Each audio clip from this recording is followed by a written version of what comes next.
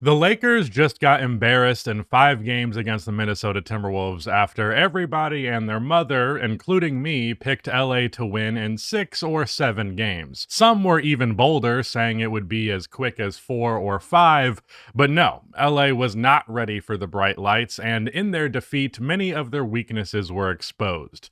It's not over for this team. When they traded for Luka, it wasn't a 1 year project. But if they want to bring a title to LA while LeBron is still in town, then there's a lot of work to be done. Hello, everybody. Welcome to Rusty Bucket. Subscribe to the channel and drop a like on this video, and check us out over on Spotify and Apple Podcasts if you would like to enjoy this as an audio-only experience. For those of you who are looking for coverage for the Warriors versus Rockets series, I apologize. I kind of just had to take 2 days off in order to collect myself mentally because I basically worked for like 12 days straight and lost my mind and never saw any of my friends or my girlfriend ever. So had to take those days off, and the Rockets Warriors series is just what took the L there. I apologize, but I'm not going to be covering it. Seems like they bounced back, though. I thought the Warriors were screwed, and my GOAT, Steph Curry, did some good shit. But yeah, sorry, didn't hit those. It's gonna be missed. It is what it is. Sorry. So, in order to understand what the Lakers need to do, it's best to just highlight what their biggest issues were against the Minnesota Timberwolves, as this was the only time we've actually seen this roster stand the test of the playoffs. First things first, Austin Reaves sucked, and that has opened up the discussion about what his future for this team even looks like, and we are going to get to that. But for many reasons, he is the most disappointing player on this team after this postseason, because all of his ball handling and his shot creation and his getting to the rim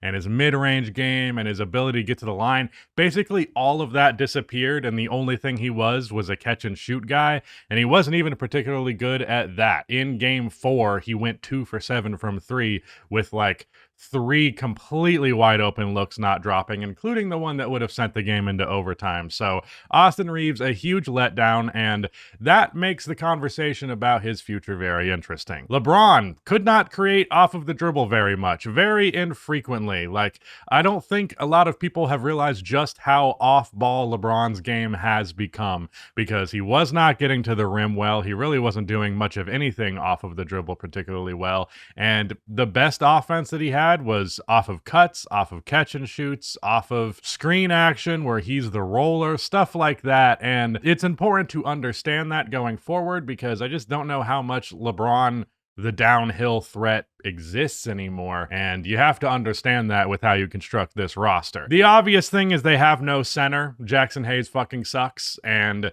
they didn't have any option that they could really go with. They got as desperate as throwing Maxi Kleber in the game in game 5. I probably would have tried Jackson Hayes at that point before Maxi, but whatever. The point stands. Jackson Hayes is terrible. Jackson Hayes is not a good center, definitely not a good starting center, maybe a good backup, but not a good starting one. That's the main issue. But then the next one is, of course, you have no real bench pieces at all. Vando was the best off the bench option they had. In game 5, when Dorian Finney-Smith fouled out, it was like, well, shit, what are we going to do? Who are we putting in the game right now? Because they ended up going with Gabe Vincent and then Maxi Kleber, because they didn't have a good option. Like, Gabe Vincent's small. He can shoot, but he can't really play defense or do anything else. Maxi Kleber can play defense, but he's not played in forever, and he can't really shoot. So there just wasn't a good option. Jared Vanderbilt, he's a huge offensive liability late in games, so they need bench pieces desperately. And that's the big difference between them and the Timberwolves, because Rudy Gobert up until the last game was playing 25 minutes a game. They were able to do something like having their starting center play that little because they had Naz Reid off of the bench, because they had Dante DiVincenzo and Nickeil Alexander-Walker to come off of the bench. Dudes who are very, very, very competent rotational pieces at an NBA playoff level, and the Lakers had basically none of those. Technically, Dorian Finney-Smith came off of the bench, and it was Jackson Hayes starting, but you know, the real starting lineup was Dorian Finney-Smith and Jackson on the bench. The offense was overly simplistic, and they didn't really take any advantages of their strengths. There's not much that I can talk about in this video that's going to change that. I am planning on doing a video about Luka Doncic and his play style and some of the things that I think the Lakers can just make some slight adjustments to make him a way, way, way more effective player. It's honestly something that I thought JJ would do a better job of, and I was a little bit disappointed by it. But you know, that's stuff for JJ to figure out, not a fucking YouTuber. Let's talk about just actual moves here. And in order to do that, we have to talk about their cap situation. As of right now, the Lakers are under the apron, but only by a reasonable margin, but not like they're super safe from it. They only have the $6 million mid-level exception rather than access to the $13 million one, because they are past the first apron, which reduces your mid-level exception.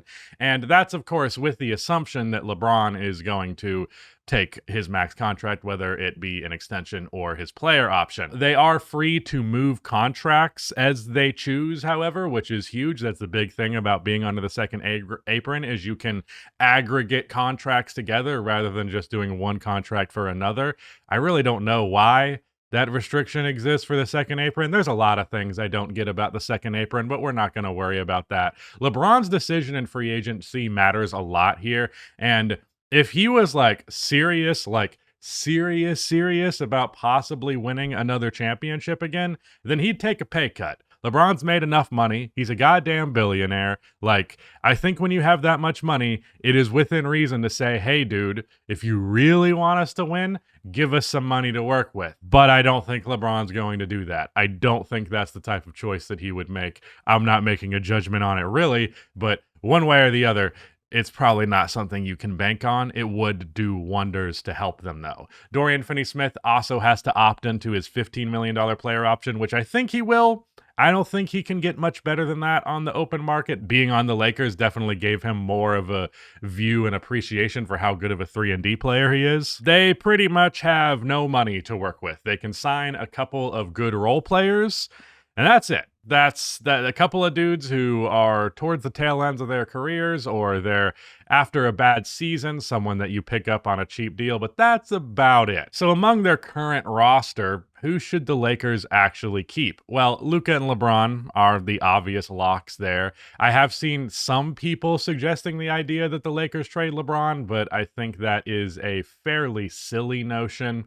Rui and Dorian, I think you keep them unless there's something better. Rui closed the series really strong, and he's usually a pretty good play finisher. Sometimes he can be a little bit inconsistent, which is annoying, but I like him in that department. He's also a decent defender, sometimes disappointing, sometimes feels like he could do a little bit more, but at the end of the day, very good defender, or very okay defender, big forward who can switch around a lot of positions, and I like him, but if there's something better, that is fair. Dorian Finney-Smith, I doubt you can find a better 3-and-D player in his price point, but maybe as a paired contract to something else you go that way. I doubt you can really do better than this pair of wings, so I would just stick with what you have. Austin Reaves.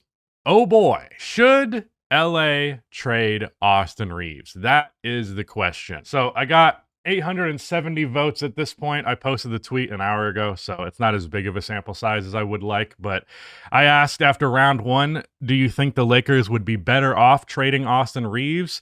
I got a 43% yes, 24% no, and a 33% decisions are hard. I'm sure Rudy can put a screenshot up to see what it looks like currently, but at the time of recording, most people are leaning yes, only 24% of people are hard no, and then everyone else is like, fuck, I don't know, man. And that's kind of where I am with trading Austin Reaves. With that said, let's go over some pros and cons. Pros, he has a ton of trade value and could get significant returns. Players who fit the needs of this team a little bit better, because a lot of the things that he does are a little bit redundant towards Luka's skill set and to a lesser extent LeBron's skill set. He may be a tad redundant as a ball handler. LeBron and Luka, though LeBron is losing some off the dribble juice, at least as a playmaker and as someone you're confident can dribble the ball well, you still have that option. And as I mentioned, he became a catch and shoot guy in round one. And if you're going to get a catch and shoot guy, you can do better. You can find a guy who can catch and shoot just as well while being a better defender, and probably around a similar-ish price point, because Austin Reaves is actually on a really good deal, which is one of the cons. He is on a steal of a contract, and it's nice to have super high value at about his price point. However, that also, on top of everything else, makes trading him for comparable levels of talent a little bit difficult. He also just lowered his trade value by at least a little bit. I don't know how much people will buy into and how much teams will buy into this playoff series, because at the end of the day, 5 games does not define you. It doesn't define you as much as a great regular season the whole way through does, but it definitely adds a little bit of hesitance. It definitely reduces how much you could get for him, by contrast to, like, if they lost this series but Austin Reaves averaged 25, 5, and 5, you could get a lot more than you're going to get now. And you could argue that maybe you should sell on him a little bit higher than that. He's also just 27 going into next year, which means he's not a young player, but he's not an old one either. There are lots of years left in him of quality basketball, and given that he took such a leap last year, I don't think he's necessarily done improving just because he's hit the rough, typical area of prime for NBA players. Like, a lot of people think you stop developing after like 28, but that's not necessarily true. This was also his first playoffs as a star player, so perhaps he can bounce back next year. It is common for a guy's first year taking up major responsibilities to not do well the first time you handle the pressures of the defense.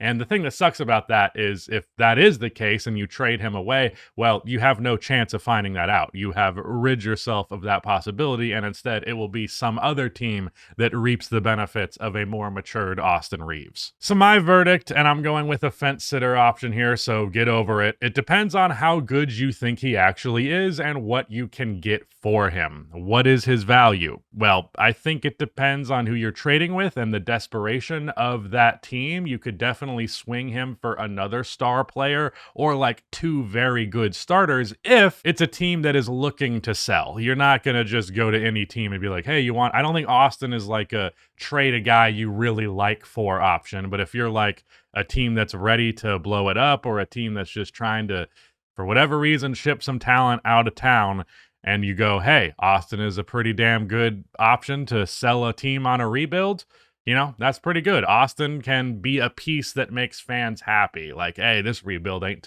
too shabby. At least we got that white boy AR-15. What other assets does LA have to trade? Well, Dalton Connect.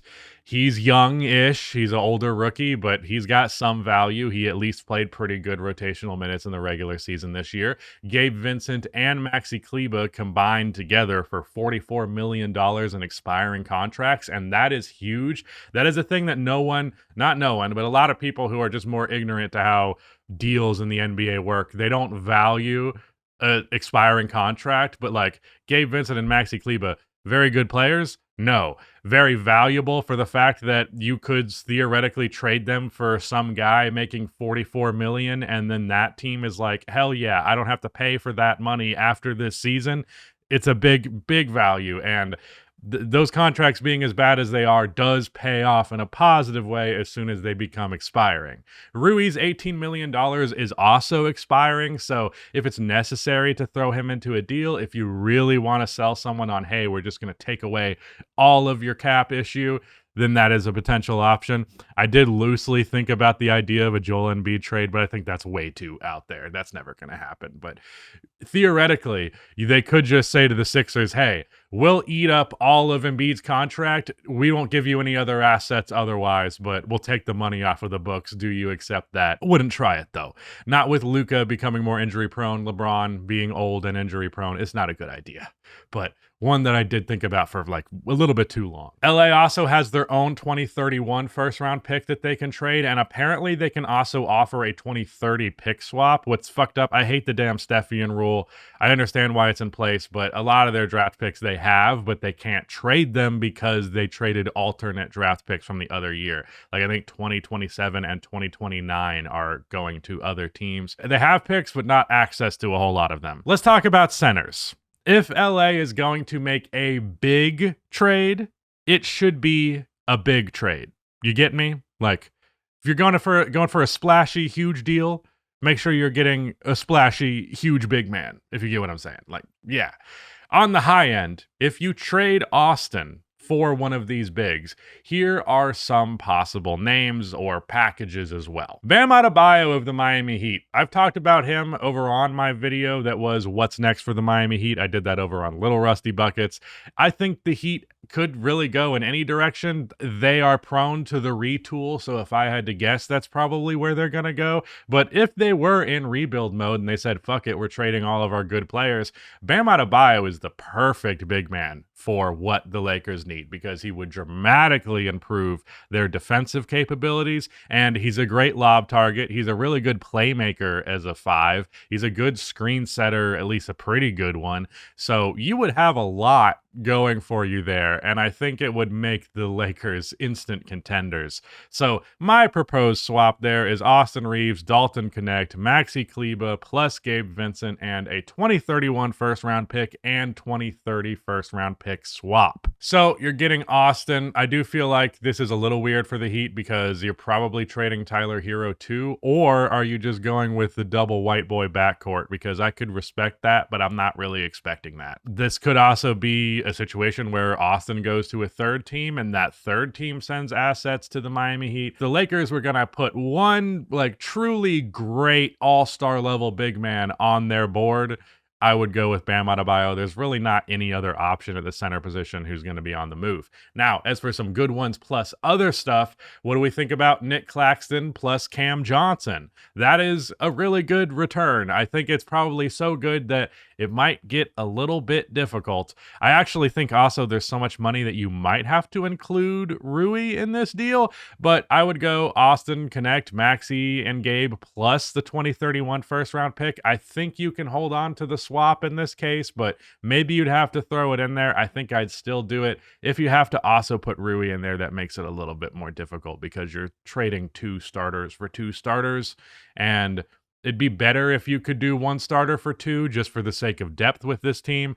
Another big man plus wing option could be Miles Turner plus Aaron Nesmith. If I'm not mistaken, Miles Turner is up for a contract extension, and there has been some dispute between him and the Pacers as to how much money he should actually be receiving. So if they cannot come to a head there and they decide to sign and trade him, Nesmith being a 3-and-D guy who you can plug in at the 2 spot, Miles Turner being the floor spacing 5 that he is while still being a really good rim deterrent, being a pretty damn good finisher, and like I don't think he's necessarily like a super like S tier, A tier lob target, but I don't think he's inept in that area. So you still get plenty of utility there, and he makes up for a lack of verticality with how damn good of a shooter he is at the 5.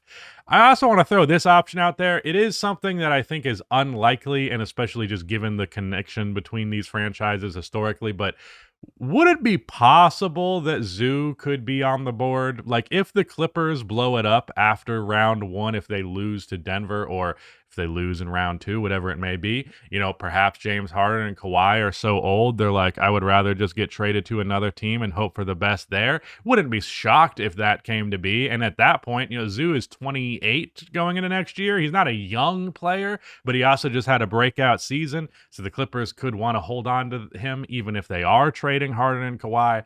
I don't know, but if it is a possibility, I would kind of love that because first, Zoo would be perfect here, and then second, be kind of cool if Austin Reaves just had like a, I'm on the Clippers now, and I'm just going to give the Lakers 40 points every time I play them. Like, that would be cute. I would like that. That's some good narrative stuff there. Now, as for some more middle tier big men, you could get Jakob Poeltl, I think, for Connect, Maxi, Gabe, and a 2031 first round pick. Not too bad. You still keep Austin Reaves in this equation. Same goes for Walker Kessler from Utah, although I do think you'd have to include the swap that time. Same deal plus the 2030 swap.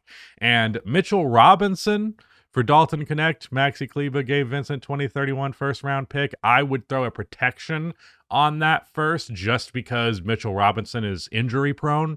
I also don't know if you need to do Maxi plus Gabe. I don't think Mitchell Robinson makes that much money, so probably just Maxi or Gabe. But either way, Connect and a first round pick, that's a pretty decent return. I don't know if the Knicks are interested in moving Mitchell for that. You know, they maybe just rather value him as a backup 5 over Connect's potential. I don't know.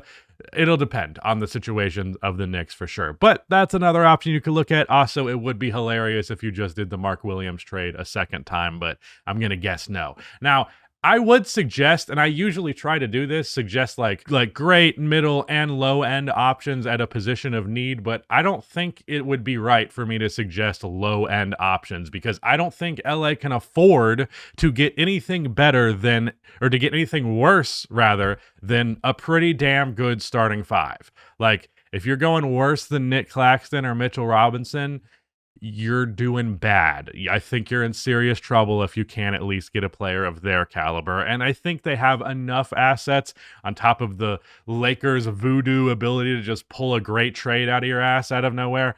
So it's definitely going to still happen. I think they'll still get a good starting five. I'm not even going to bother suggesting just downright centers. So on top of that, to get some depth, unfortunately, unless you do one of the trades that like is a two-parter, like if you get Neesmith and Miles Turner, if you get Claxton and Cameron Johnson, then that's obviously great. But assuming you just end up getting a 5 out of it, how are you going to fill out that bench? Well, these are going to have to be really cheap players who are mostly veterans just trying to win a championship or just live in Los Angeles. So for a backup 5, and I think you need to get a very legitimate backup 5, even though I do think small ball for the Lakers is something that they should utilize and is good for them to have. It is not, however, the only way that they should be able to play. I'm not about the we're committing so hard to small ball that we literally don't even have a good center or even a good backup one. No, get a good starting center, get a good backup center, and in the playoffs, you can just not play the backup center and do small ball when your 5 is not playing. But do not, for the love of God, just say, we got a big, we have our small ball lineup, we're good. You might need that backup 5, let alone a starting 5. You might need that too. So cheap options there, I think they're pretty fucking good. Like guys who I think you can easily get to accept the mid-level exception, Brooke Lopez or Larry Nance Jr. Like, both of those are great backup center options. And I do think Brooke is going to be a backup center going into next year. He basically was in this Pacer series. If Austin was traded, I would recommend bringing in a backup point guard just to make up a little bit for that playmaking dip. You could go Dennis Schroeder, Chris Paul, or Trey Jones. All of these guys are really good playmaking options, especially Chris and Trey. Dennis is the better defender, but probably also the better scorer and shot creator. Chris Paul's probably the best three-point shooter among all of them, but he's also old as hell. But it would be cool to see CP3 on the Lakers.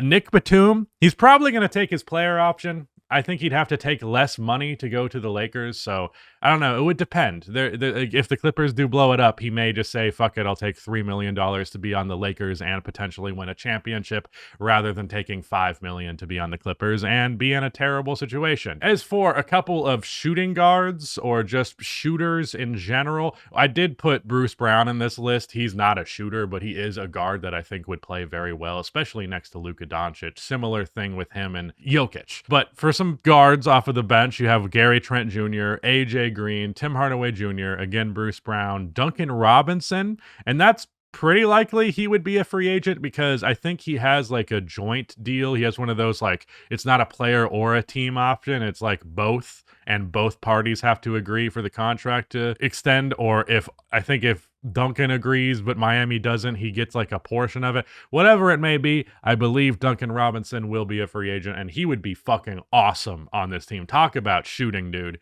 Luke Kennard is also an option, although I think Luke Kennard sucks, so I wouldn't go with that one. I like to do 3 outcomes when I do these videos: a high-end outcome for an offseason, a medium end, and a low end. Obviously, the true low end is you just don't do anything, but I really don't believe the Lakers are gonna not do anything. They're gonna do something. It's just a matter of the quality of it. So for your high-end Lakers, you have a starting lineup of Luka Doncic, Dorian Finney-Smith, Rui Hachimura, LeBron James, and Bam Adebayo, with Dennis Schroeder, Nick Batum, Jared Vanderbilt, Duncan Robinson, and Larry Nance Jr. off of the bench. On the medium end, and this is one where they do not trade Austin. You get Luka, Austin, Rui, LeBron, and Walker Kessler with Chris Paul, AJ Green, Gary Trent Jr., Jared Vanderbilt, and Brooke Lopez off of the bench. And for your low-end Lakers, Luka, Austin, Rui, LeBron, Mitchell Robinson with Trey Jones, Tim Hardaway Jr., Luke Kennard, and Jared Vanderbilt off of the bench. I think that high-end team is an obvious contender-level team. The medium end is more of a B-tier contender, like fringe contender, but I don't feel super great about it. Walker Kessler is a good 5, but I think the Lakers are more than just a good 5 away from being an outright contender. I think it's a good 5 plus a little bit else, and I don't know. The little bit else after Walker Kessler is pretty there, although you are still keeping Austin Reaves. But on the low end, I just don't think it's going to happen. I don't think that's a good enough team. I think the medium end team is very plausible. I don't know that there are any other star centers that they could possibly get, and it's only if Miami wants to rebuild, which is not their natural instinct by any means. So Bam is probably not on the table, but if that option is plausible, I think the Lakers need to go all in on that. Now, I do want to say this at the end. The Lakers aren't a failure outright here. This year, sure. Were people overhyping them, myself included? Absolutely. But I'm seeing this sentiment that is very dumb and very short-sighted, and like, I recognize it's just NBA fans being in the moment, but I have to highlight it because you will regret it. This is a take that will be dumb over time. I've had my dumb take about Luka, so I'm just trying to shield you guys from this. If you're saying some Nico Harrison was actually right shit, you're going to look dumb. I'm just telling you right now, you're going to look dumb. There's a lot of things that Luka needs to change about his game, for sure, but nothing that is very hard to do, especially given the natural talent that he has. I do think they have a lot on their plate this offseason, and they better not fuck it up, but this project with Luka was not a one-year thing. There's a lot of time to fix things, and I think they're going to, and Luka is just simply too talented of a player to be an outright failure. Like, I know people want to just be like, actually, this guy who's been all NBA first team 5 years in a row, he actually sucks. No, I'm sorry. You're not seeing through the matrix. Luka playing bad defense a good amount does not mean that he is not a good player, because guess what? Nikola Jokic doesn't play defense a lot. And he's the best player in the fucking world. And he plays it at a position where it matters considerably more. So yeah, that's it. Thank you so much for watching. Let me know what you would do if you were Rob Pelinka and you were trying to build this Lakers team up for the future. But that is it. Shout out to Rudy for editing this one, and goodbye. Actually, Nick might edit this one, so we'll see.